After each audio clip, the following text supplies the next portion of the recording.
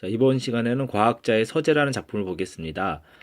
최재천이라는 분은 저도 뵌 적이 있는데 서산이라는 곳에 충청도 서산에 국립생태원이라고 있어요. 한번 나중에 가보시면 진짜 좋아요. 거기 지금 원장으로 계시는데 이분이 동물 뭐 생물학자인데 말씀도 잘하시고 그리고 정말 서산에 있는 국립생태원 정말 꼭 가볼 만합니다. 자, 이분이 쓴 글을 한번 보겠습니다. 자, 글의 짜임을 보면요. 내용을 한번 볼게요. 여러분들이 잠깐 읽겠지만은 우선 이 책은 무슨 공공 백과사전을 읽고 책과 동물에 관심을 갖기 시작했어요. 이분이. 그 내용 보면은 어머니가 월부로 구매하신 세계 동화 전집에 빠져들었고요. 세계 동화 전집과 노벨상 문학 전집에 관심을 갖게 되었습니다. 그리고 이제 그러다가 이제는 책에 이렇게 관심을 가졌는데 솔제니친의 수필 모닥불과 개미를 읽고 의문을 품게 됐어요. 왜 개미들이 이렇게 행동할까? 그래서 솔제니친의 수필 모닥불과 개미를 읽고 든 의문을 사회 생물학을 통해 해결한 후에 이 학문에 평생을 문학기로 결심합니다. 그리고 끝에 부분은 사회 생물학을 접한 이후 사회 생물학자로서의 삶을 살게 된다는 내용입니다. 자, 이 책은 이 내용은 페이지도 얼마 안 되잖아요. 이게 뭘까요? 시일까요? 시는 아니고 소설일까요?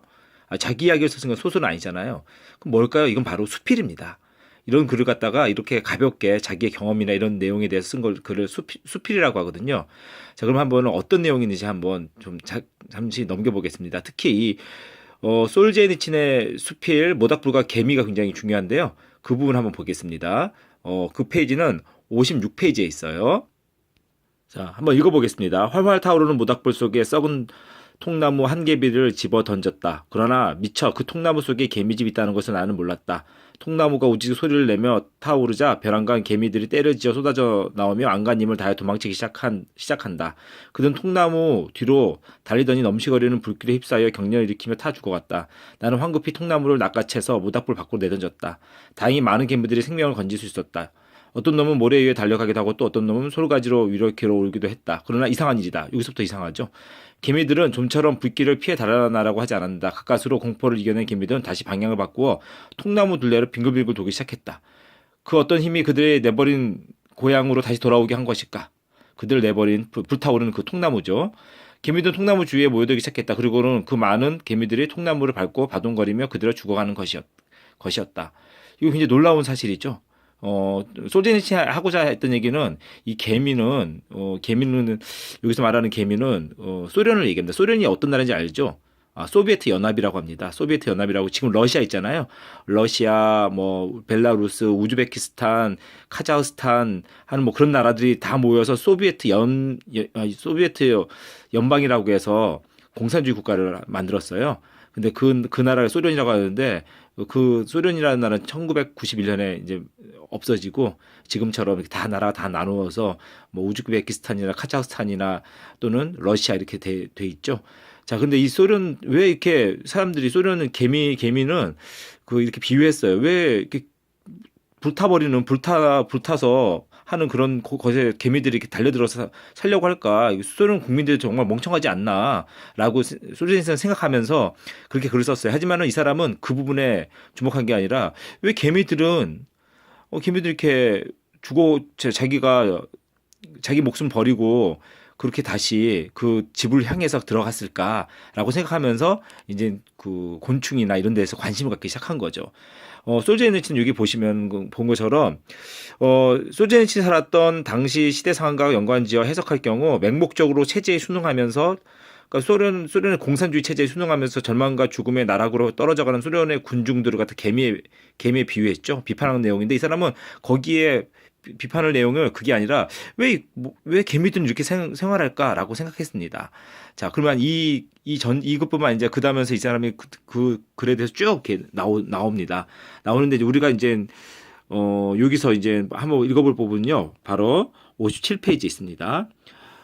사회생물학은 인간을 포함한 모든 동물들의 사회적 행동의 진화를 연구하는 학문이다. 그리고 사회생물학 연구의 가장 중심에 놓인 질문은 바로 이타성에 관한 것이다. 남을 생각하는 걸 이타성이라고 하죠. 자기를 생각하는 건 뭐라고 하죠? 이기성이라고 하고 남을 생각하는 건 뭐라고 합니까? 이타성이라고 합니다. 이런 거 밑줄을 그어주고 써줘야 되겠죠. 적어라. 자, 이타성에 관한 것이다. 생물이나 모름지기 누구나 자기를 위해 사는 이기적인 존재인 것 같은데 솔제니친이 관찰한 개미들은 스스로 목숨까지 버리며 희생을 마다하지 않는 것일까? 하고 질문했습니다. 까? 하고 질문하고 나서 그 다음에 답변하죠. 문답법이라고 해요. 질문하고 답변하는 걸요. 영국 옥스퍼드 대학의 생물학자 리처드 도킨스가 이기적 유전자에서 명쾌하게 설명한 사회생물학 이론에 따르면 겉으로는 이타적으로 보이는 개미들의 행동도 유전자의 순에서 보면 보다 많은 복사체를 후세에 남기려는 이기적인 행동이다. 이타적인 행동, 남을 생각하는 행동처럼 보이지만 그게 아니라 그게 이기적, 자기를 생각하는 행동이라는 얘기죠. 자, 이타와 이기는 알겠죠? 그 단어 차이점. 자, 이렇게 질문하면서 그런 걸 알았다. 그러면서 자기는 이제 그쪽 학문으로 발을 들어놨다는 얘기입니다. 자, 이 작품의 전체 내용을 갖다가 한번 정리를 해보겠습니다. 정리해보면요. 자, 이게, 초점이 잘 안 맞네요. 자, 다시 볼게요. 자, 이런 수필을 경수필이라고 합니다. 가벼운 내용이 담겼기 때문에 경수필이라고 하죠.